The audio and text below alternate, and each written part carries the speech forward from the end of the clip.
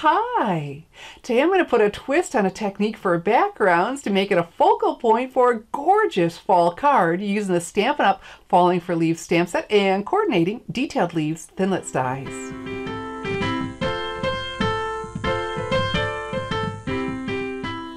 It all started with a little experimentation. I wanted to see if I could substitute one of the products for the background technique I'm going to demonstrate for you today. I'm Shelley Godby, the owner and CEO of Stamping Smiles, and for 17 years I've been teaching others how to create their own hand stamped smiles, and that didn't turn out to be the only twist for my gorgeous fall card. Here's a closer view of the Falling for Leaves stamp set and coordinating detailed leaves thinlits dies. And when you order the two of these together using the special bundle item number I've listed right here, you'll save 10% on both. Now, bundle discounts, they're only available for the length of the catalog they're introduced, if they're even available after that. And these are from the 2018 Stampin' Up! Holiday Catalog. Also from the holiday catalog are these 4 colors of shimmer paint. We've got bright copper, champagne mist, frost white, and Vegas gold. And so what I got wondering is, for the polished stone technique, we always use the ink refilled for the gold encore ink. And I thought, could I use the gold shimmer paint? Well, wait until you see how beautiful it works. The best cardstock for the polished stone technique is glossy white cardstock for 2 reasons. One, with the glossy surface, the ink just glides all around. And because it is glossy, it's a non-porous surface, so you don't get warped cardstock. And so you start with a cotton ball, and that we're going to saturate with rubbing alcohol. So there we go.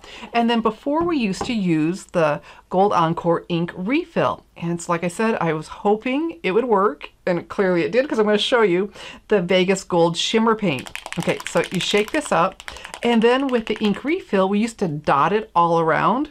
And I tried that. In order to do that, I was using a Q-tip, and I thought, oh, I just don't have patience for this. So then I decided to try just go ahead and put a drop on there like that. Okay. And then here comes the twist. Here I'm planning to do a fall card, and I thought I'd grab Cajun Craze. Wasn't paying that much attention. Well, I grabbed Cherry Cobbler. Well, okay. But then I just went with it. So this I am going to do some drops around. There we go. And then, because I was going to use Cajun Craze and Rich Raspberry, so I just kept going with what I had already pulled out.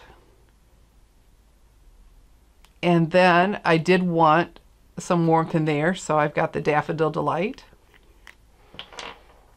Okay, and these are all ink refills that we re-ink our ink pads with.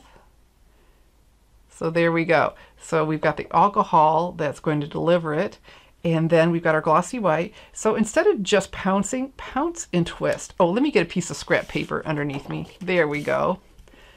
Because if you just pounce, you end up with little drops. But if you go ahead and twist, you end up with a little bunch of little spots. And it still looks good, but it's better if you just put that little bit of twist in there. And can you see that gold? Oh my goodness. This technique's a lot of fun to do and easy. Here, I started pouncing. I'm telling you to pounce and twist, and there I am pouncing. But see how, look at that. And so now what we can do is let that air dry, or if you're in a hurry, you want to keep going, go ahead and take your heat tool and use it on that first setting. That's for the drying ink. Boy, that's a beautiful background, and you absolutely could use it for that, but today we're going to use it for the focal point instead of a background. So I've got my Big Shot die cutting machine, and we need to build up our sandwich because we're going to be die cutting with the coordinating detailed leaves thinlits dies. So we start with the Big Shot platform, and then we need the thin die adapter. And because we're doing the intricate dies, I'm going to use the optional purchase precision base plate. You absolutely want this for using the intricate dies. Now the writing side, that goes down. Okay. And then we have our beautiful polished stone cardstock. And let me grab the dies. Okay. And so all 3 of these, if I put them on there right, will fit on this piece. All right. Okay, let's try this. There we go. Easy. You can easily get all 3 of those on there. Turn that. Fantastic. fantastic. I want to make sure I'm not going off the edge because I want the whole thing. All right, then to finish the sandwich, we need a cutting pad. We push this out. I want to place it on there because this is not a magnetic platform. I don't want to scoot it on. I want to place it on so I don't move anything. And then we'll go ahead and crank that through. That's a nice tight fit so we get a really good cut. It's amazing what 3,000 pounds of pressure will do, right? All right, and so whenever I do thinlits dies, I like to back up and give it a second run through. And then you'll see how that precision base plate cuts through these like butter.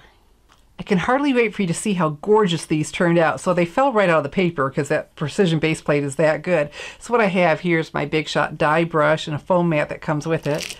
And we'll brush this over top. That's going to help a lot of those intricate pieces just fall right out. Okay, oh look at that. Almost all of them. Okay, so then this will come out pretty easily. And we have just a couple more. And because they're so tiny, it's just easier if I use my paper piercing tool. Or you could use your Take a Pick tool. It has a paper piercing tip on it too. All right, so we've got that. And oh, and then I didn't even sit there and talk about how gorgeous. I'm so worried about getting the little pieces out, but oh my gracious. Let's bring that back and have another look at that and just gaze at all the gorgeousness. Isn't that pretty? Now it's funny because I was thinking traditional fall colors, you know, the Cajun craze and old olive and all that, and I ended up grabbing one I didn't mean to, but I just love it. And it's kind of fun to get out of the same thing as much as I love the fall colors. You know, we're driving home along the expressway the other day, and oh my goodness, the colors are just all different. They're not just all the yellows and the oranges, and so I forgot to rub that over. But anyway, see how easy that falls out. This is just the nicest tool ever. So let me put all my little bit of a mess aside. I think it's kind of fun to make a mess though. There we go. And gorgeous, gorgeous, gorgeous. So let me show you. Let me get back here. There we go. And the finished card with these.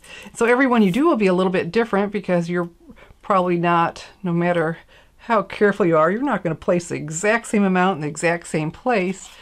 And so every card will be unique. And didn't that turn out just gorgeous? Now that beautiful die, that's included in the detailed leaves thinlits dies, that edge. Beautiful, beautiful, beautiful. And so a little bit of splatter there. Well, that's from the Artisan Textures. Isn't that pretty? So very, very simple, and our greeting is from the Falling for Leaves. And I'll have a link to my blog post with the measurements too, so it'd be easy for you to make this card. And look, I tied all three of the leaves together with the gold mini sequin trim and just let it drape down. And very, very nice. You know, if you'd like to get more of my stamping tips, I invite you to subscribe to the Stampers Insider. It's your free stamping source for inspiration, information, and ideas. So just go to www.thestampersinsider.com to subscribe now. If you'd like to make my gorgeous fall card, all the supplies are listed below the video and available to order now in my online store, www.shopwithshelly.com. I'm Shelley Godby, teaching you how to create hand stamped smiles. Thanks for watching.